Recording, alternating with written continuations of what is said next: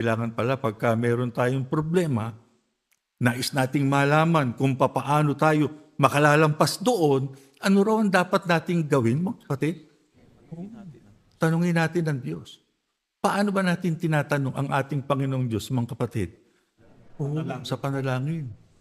Kaya di ba, yun ang lagi naming ibinibilin sa inyo, panalangin, ano pa? Panata. Marami na pong gumagawa niyan.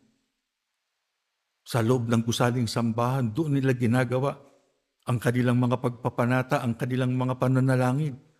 Ano dahilan? Kasi alam natin, ang mata, ang pandinig ng ating Panginoong Diyos, dito nakatutok.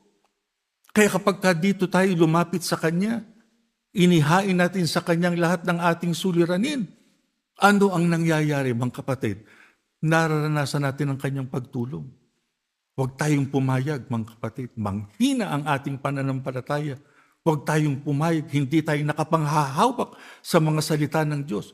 Huwag tayong pumayag na walang kaugnayan tayo sa ating Panginoong Diyos sapagkat kailangan nating lahat yun para tayo makalampas sa lahat ng pagsubok sa ating buhay.